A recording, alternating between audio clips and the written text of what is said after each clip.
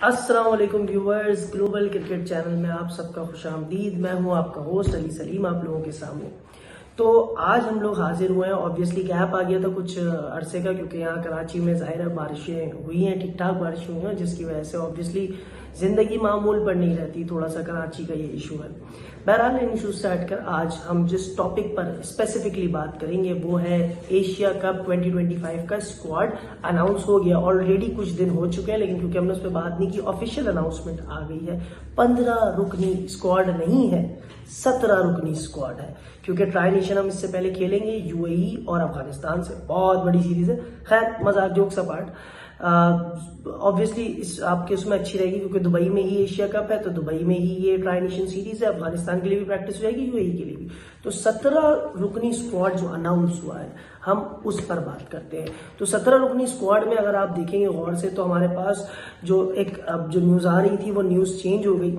कि पहली तो बात ये थी कि भाई जो है सबसे पहले बाबर आजम स्क्वाड में होंगे, हमने ये दिया था। लेकिन भाई फाख्ता ने बताया आखिरी मोमेंट पे ये चेंज आया कि बाबर आजम को स्क्वाड से निकाल दिया गया। तो ये सबसे बड़ी खबर है कि बाबर आजम को स्क्वाड से निकाल दिया गया है। तो हमारे एशिया कप के स्क्वाड में कौन कौन शामिल है मैं आप लोगों को आपको बता दूं। तो सबसे पहले है Salman Aliya, the captain of the team, ठीक है। एंड देन अबरार अहमद हमारे मिस्ट्री स्पिनर, इनके साथ सुफियान मुकीम को भी रखा है। ये दोनों स्पिनर जेन्युइन स्पिनर्स हमारे साथ शामिल है और दोनों की अच्छी परफॉर्मेंस रही है, नो डाउट। इसके बाद है फहीम अशरफ राना साहब आप टीम में होते हैं। इसके बाद फखर जमान है। फखर जमान का सुनने में आ रहा है इंजरी है, जिसकी वजह से उन्होंने वेस्ट इंडीज वाले ओडीआई सीरीज भी नहीं खेलती, लेकिन वो रिकवर कर जाएंगे, ऐसी न्यूज़ है। इसके अलावा हारिस रऊफ को रखा गया, शाहीन अफरीदी को भी रखा गया, हसन अली को भी रखा गया है। फिर इसके बाद मोहम्मद नवाज है, हुसैन तलत है। हुसैन तलत ने हालांकि परफॉर्म किया है इसमें कि ओडीआई सीरीज में। खैर बार T20 भी उन्होंने खेलता, सही परफॉर्मेंस थी। खुशदिल शाह को रखा गया, उनसे कंटिन्यू किया गया है। फिर मोहम्मद हारिस विकेट कीपर के तौर पे। अब ये मसला है कि एक ही विकेट कीपर है और दूसरा कोई विकेट कीपर नहीं शामिल है। इसके अलावा मोहम्मद नवाज है। इसके अलावा मोहम्मद वसीम जूनियर की वापसी हुई है और उनके बारे में माइक हसन ने कहा कि जो है रिवर्स स्विंग जो है डेथ ओवर्स में मोहम्मद वसीम जूनियर जो है बहुत अच्छी खिलाता था। तो अगर ये बात थी माइक हसन साहब, तो वेस्ट इंडीज के टूर पे कहाँ थे वसीम जूनियर? आपने तो वसीम जूनियर को गायब किया, बताओ। ये पाकिस्तान शाहीन्स के साथ भेज दिया आपने वहां पर। तो मेन टीम में नहीं है, लेकिन शाहीन्स की टीम में, और वहां से आकर इधर मेन टीम को ज्वाइन करेंगे। तो ये थोड़ा सा हमारे कोच साहब की भी थोड़ी सी नालायकी है। बहरहाल आगे बढ़ते हैं। तो साहबजादा फरहान, बहुत अच्छी परफॉर्मेंस, डोमेस्टिक का बेहतरीन परफॉर्मर, उसको रखा गया। इसके अलावा है साइम अय्यूब, सलमान मिर्जा और शाहीन शाह अफरीदी और सुफियान मुकीम का मैंने आपको बता दिया। तो टोटल में ये आपके सामने भी आ रहा होगा 17 रुकनी स्क्वाड है। ये पहली न्यूज है हमारे पास पाकिस्तान की। अब दूसरी न्यूज क्या है? दूसरी न्यूज ये है कि पाकिस्तान क्रिकेट बोर्ड ने सेंट्रल कॉन्ट्रैक्ट का ऐलान कर दिया। अब सबसे बड़ी बात, हमारे सेंट्रल कॉन्ट्रैक्ट में पहली दफा ए कैटेगरी में कोई है ही नहीं। तो भाई प्रोग्राम तो बढ़ गया, मतलब कि ए कैटेगरी में कोई प्लेयर है ही नहीं, मतलब आपके बेस्ट प्लेयर्स हैं ही नहीं। तो ए कैटेगरी से अब डिमोशन हुई है। पहले वैसे ए कैटेगरी में दो ही थे, हमारे सुपरस्टार्स बाबर और रिजवान, ये एक कैटेगरी में होते थे। अब ए कैटेगरी में ये लोग है ही नहीं।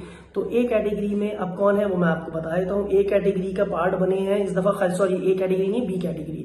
तो बी कैटेगरी में बहुत सारे प्लेयर्स, जिसमें अबरार अहमद है, हारिस रऊफ है, साइम अय्यूब है, शाहीन शाह अफरीदी है। बी कैटेगरी की बात कर रहा हूँ। बाबर आजम भी बी कैटेगरी में डिमोट हुए हैं। इसके अलावा हसन अली है बी कैटेगरी में, सलमान अली आगा है बी कैटेगरी में, फखर जमान भी बी कैटेगरी में, मोहम्मद रिजवान और Shadab Khan. No idea why Shadab Khan is in B category, no idea. वो इंजरी है उनको, और वो थोड़े से जो है न्यूजीलैंड में खेल के वो चले गए थे, उसके बाद से वो इंजरी पे है, लेकिन वो बी कैटेगरी में।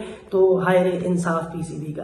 फिर सी कैटेगरी की बात करें तो अब्दुल्ला शफीक, जिन्होंने तीनों ओडीआई खेले और तीनों में फेल होगा, वो सी कैटेगरी में, उनको देंगे हम कॉन्ट्रैक्ट। अब्दुल्ला तुम्हारा कॉन्ट्रैक्ट तुम्हें मुबारक। तो सी कैटेगरी में अब्दुल्ला शफीक को रखा है। इसके अलावा मोहम्मद हारिस भी सी कैटेगरी में, नुमान अली भी सी कैटेगरी में है, जो कि अच्छी बात है, क्योंकि इन्होंने हमें जो है वो टेस्ट सीरीज में बहुत अहम किरदार अदा किया। सऊद शकील आपके वाइस कैप्टन, ये है कैटेगरी सी के अंदर। तो ये सोचने वाली बात है, टेस्ट टीम के वाइस कैप्टन सोच शकील। फिर फहीम अशरफ सी कैटेगरी में भी है, मोहम्मद नवाज भी है सी कैटेगरी में। सबसे अच्छी बात साहबजादा फरहान, शुक्र है उस लड़के को रिवॉर्ड मिला और हम उसकी बहुत बात करते हैं। मैं आगे भी बताऊंगा कि ये लड़का देखना एशिया कप में बहुत परफॉर्म करेगा, क्योंकि ये भी बहुत फॉर्म में है। फसादज़दा फरहान भी सी कैटेगरी में है। इसके अलावा मोहम्मद हसन नवाज जो अभी उभरते हुए स्टार हैं वो भी सी कैटेगरी में। इसके अलावा नसीम शाह सी कैटेगरी में और साजिद खान। अब बात करते हैं डी कैटेगरी की। तो डी कैटेगरी में अहमद दानियाल है जो कि अच्छी बात है, पहली दफा सेंट्रल कॉन्ट्रैक्ट उनको भी मिला है। खुशदिल शाह डी कैटेगरी में, वसीम जूनियर को शुक्र है कॉन्ट्रैक्ट मिला है डी कैटेगरी का। सुफियान मुकीम इतनी अच्छी परफॉर्मेंस के बाद भी डी कैटेगरी में। इसके अलावा हुसैन तलत डी कैटेगरी में, मोहम्मद अब्बास भी डी कैटेगरी में, सलमान मिर्जा डी कैटेगरी में। इसके अलावा खुर्रम शहजाद भी डी कैटेगरी में। और फिर बचते हमारे पास मोहम्मद अब्बास आफरीदी, उनको भी डी कैटेगरी में रखा। और आपके टेस्ट टीम के कप्तान यानी शान मसूद वो भी डी कैटेगरी का पार्ट बने। तो no idea why they are in D categories. खासतौर पे मैं बात करूंगा शान मसूद की, ये इनजस्टिस है उसके साथ भी कि वो डी कैटेगरी में, वो जबकि आपके टेस्ट टीम का कप्तान है।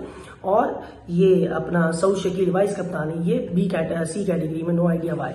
तो ये थी आज तक की अपडेट्स, दो चीज़ों पे हमने बात की। और आप लोग मुझे कमेंट सेक्शन में बताइएगा कि क्या ये वाकई टीम इस काबिल है एशिया कप जीते कि एक। और सेंट्रल कॉन्ट्रैक्ट में आपको क्या लगता है, क्योंकि जो नोटिसेबल लोग जो नहीं है सेंट्रल कॉन्ट्रैक्ट में वो है खासतौर पे आपके कामरान गुलाम, पिछले इसमें बड़ा परफॉर्म किया तो उन्होंने उनको भी गायब कर दिया।